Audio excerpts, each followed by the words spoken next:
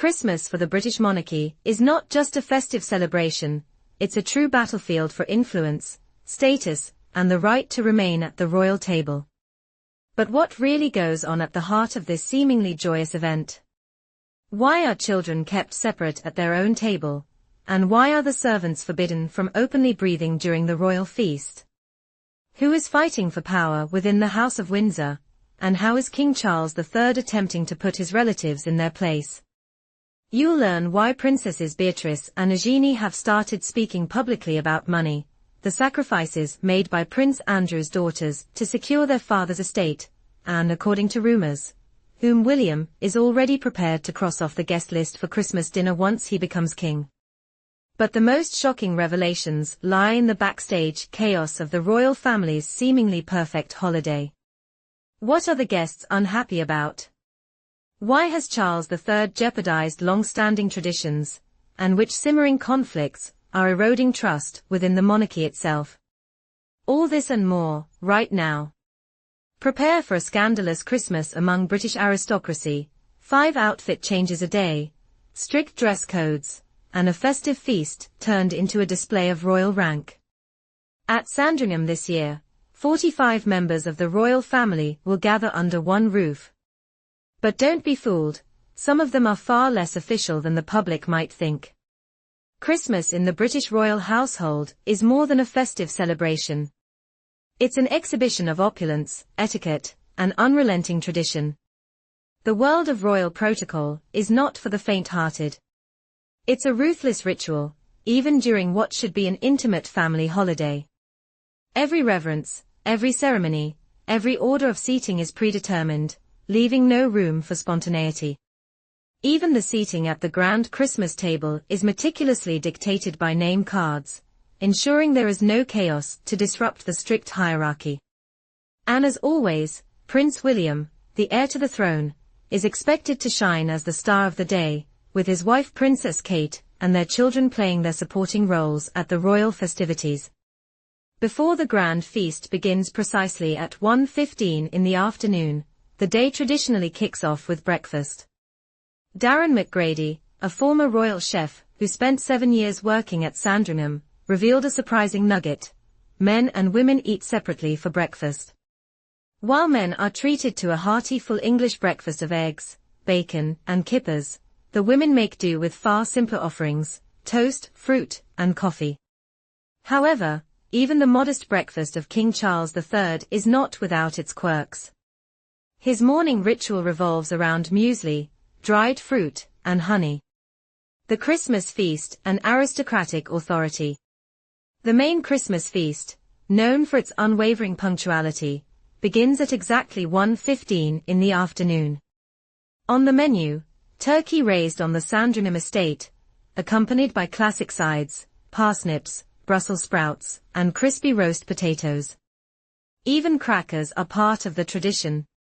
Everything seems festive and straightforward, but protocol leaves no space for sentimentality. Couples are strictly forbidden from sitting next to each other during the meal. This particular rule became a source of controversy involving Prince Harry and Meghan Markle, who challenged royal conventions by insisting on sitting together. Such an act of defiance reportedly caused confusion among other royal attendees and elicited disapproval from the aristocracy. Lady Colin Campbell, in her book Meghan and Harry, remarked, "There are enough moments during private family gatherings to spend time as a couple. Public occasions, however, demand adherence to shared rules."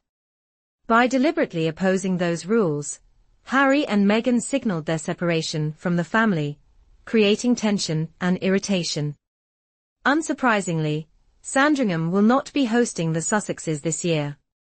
According to sources from the Daily Mail, the royal family did not even bother to send the couple the customary Christmas gifts.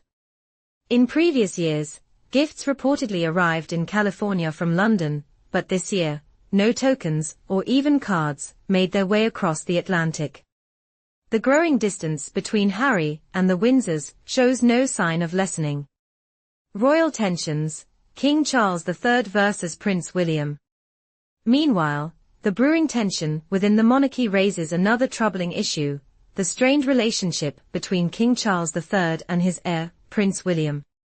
Palace insiders report that Charles is deeply concerned about the brevity of his reign and the diminishing time he may have to leave a lasting legacy. These anxieties are spilling over into the family dynamic.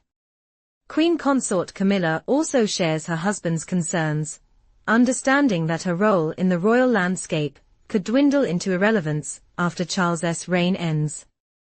Camilla's acceptance within the royal fold remains fragile, with many continuing to view her as an outsider. Speculation abounds that she may take on a peripheral role as a dowager queen, far removed from the influence and status she now holds. This looming uncertainty only amplifies the holiday tension in Sandringham, with this year's Christmas likely to provide more headlines than heartwarming family moments. The Royal Lodge Showdown, Andrew versus Camilla. Adding fuel to the family fire is the ongoing dispute over one of the Crown's most prestigious estates, the Royal Lodge, a 30-room mansion. Reportedly, King Charles is considering transferring control of the property to Queen Consort Camilla, a proposal that has infuriated its current resident, Prince Andrew. The king has made it clear that the luxurious estate is financially unsustainable for Andrew, especially after Charles cut off his younger brother's royal funding. Keeping up with the Royal Lodge reportedly costs up to £2 million a year, a staggering sum Andrew can no longer afford to manage. However, the disgraced prince has no intention of vacating the property. According to royal sources, Andrew's daughters, Princess Beatrice and Princess Eugenie, have been quietly supporting their father, using funds from their wealthy husbands to cover some of the estate's upkeep. But the real question remains: how long will their financial and emotional support last? The princesses could easily reconsider their priorities if they calculate how much of their family budget has been drained by this arrangement. Further tension arises regarding the guest list for Christmas at Sandringham. While invitations were sent to Andrew and his daughters, rumors suggest the York family may well snub the royal tradition altogether due to ongoing family rifts. Insiders claim that Princess Eugenie, in particular, is considering spending Christmas across the ocean with Prince Harry and Meghan Markle, a decision fueled perhaps by her recent absence at Princess Kate's Christmas concert. A new guest sparks controversy: Tom Parker Bowles at Sandringham. This year's Christmas gathering at Sandringham will feature an unexpected attendee, Tom Parker Bowles, the 48-year-old son of Queen Consort Camilla. For the first time, he will join the royal family's Christmas celebrations, a development sparking widespread debate. Traditionally, attendance at these events has been reserved exclusively for members of the royal family, making Parker Bowles' inclusion highly unconventional and reportedly a source of frustration for Prince William. As the king's godson and stepson, Tom's presence breaks long-standing boundaries. When questioned, Parker Bowles attributed his attendance to a heartfelt request from his mother. "She told me she really wanted me there this year," he explained in a recent interview. The past few years have been exceptionally tough for her.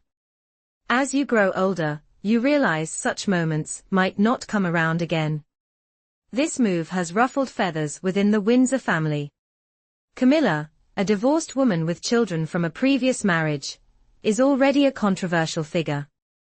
Her insistence that her son join this sacred royal tradition feels to many like a step too far. Prince William, a staunch defender of tradition, reportedly sees this as yet another departure from the monarchy's historical customs. A theater of tectonic shifts. This Christmas isn't just a holiday, it's a theater of tectonic shifts within the royal dynasty. Whether the celebrations conclude in peace or spiral into scandal, the royal family's Christmas promises to be nothing short of dramatic. With every whispered argument, rigid tradition, and carefully curated appearance, the House of Windsor is balancing on a knife's edge, and the cracks are starting to show.